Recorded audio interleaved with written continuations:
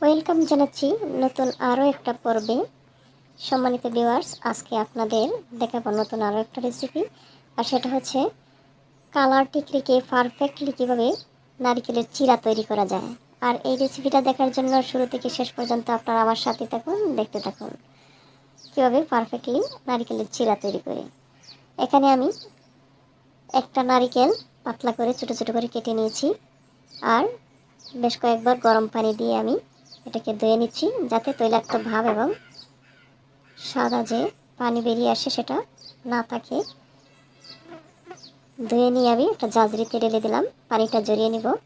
এদিকে একটা fry pan বসিয়ে দিয়েছি। ফ্রাই প্যানটা যখন গরম হয়ে আসছে তার মধ্যে আমি নারকেল কুচিটা দিয়ে দিচ্ছি। এখানে আমার যতটুকু নারকেল কুচি হয়েছে 2 কাপ। এবার একটু নেড়ে ছেড়ে পানিটা টানিয়ে 2টা এলাচকে মুখ ফাটিয়ে দিয়ে দিলাম। অনবরত নেড়ে নেড়ে পানিটা টানিয়ে নিয়ে তার মধ্যে দিয়ে দিচ্ছি 1 কাপ চিনি।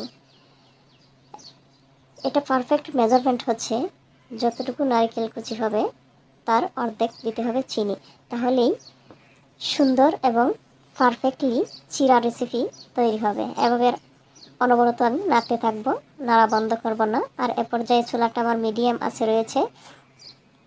আর মিডিয়াম আছে রেখেই পুরো রেসিপিটা আমি শেষ করব। চুলা হাই করে দিলে পুড়ে যাবে, কালারটা সুন্দর থাকবে না। আর এভাবে অনবরত নাড়তে থাকবো। আমি এখানে কোনো পানি ব্যবহার করব না।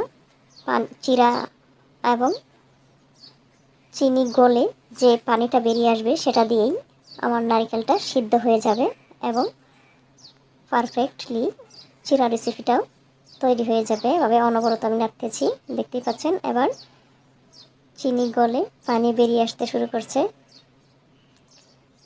আর কতটা পাতলা করে আমি কেটে নিয়েছি একটু দেখাই আপনাকে। আরও পাতলা করলে আরও বেটার, যত পাতলা করে কেটে নেওয়া যায়।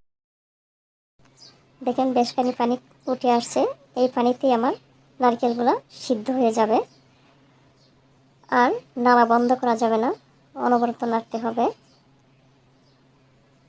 নাড়তে নাড়তে এবার পানি ওঠা শেষ। এ পর্যায়ে আমার চিনির পানিটা শুকিয়ে নেওয়ার পালা। আর নারকেলগুলোও সিদ্ধ হয়ে আসছে। এ পর্যায়ে ঘন ঘন নাড়তে হবে, আঠালো একটা ভাব চলে আসছে। এবার আমি পানিটা শুকিয়ে নিব। শুকিয়ে নিয়ে নামিয়ে ঠান্ডা করে নিলাম। দেখতে পাচ্ছেন কতটা ঝরঝরে আর সুন্দর একটা কালার এসেছে। আর এরকম আকর্ষণীয় ও কালারটিক রেখে পারফেক্টলি নারকেলের চিরা রেসিপি করতে আমার এই টিপস অ্যান্ড ট্রিক্স ফলো করুন, তাহলেই সুন্দর পারফেক্টলি নারকেলের চিরা ঘরেই তৈরি করতে পারবেন। অনেক মূল্য দিয়ে বাহির থেকে কিনে খেতে হবে না। এই পর্যায়ে আমি অতিরিক্ত যে চিনিগুলো রয়েছে এটা আমি ফেলে দেব।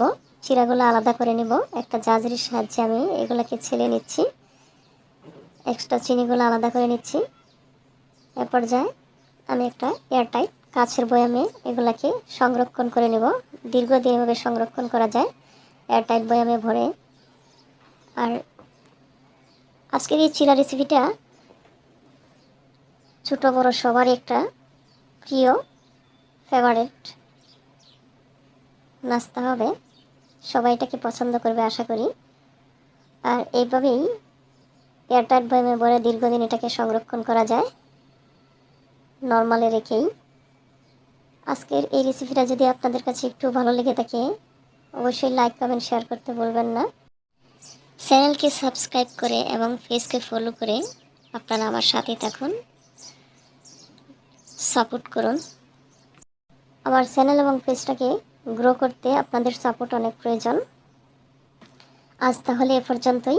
আল্লাহ হাফেজ। দেখা হবে নতুন আরও কোনো ভিডিওতে।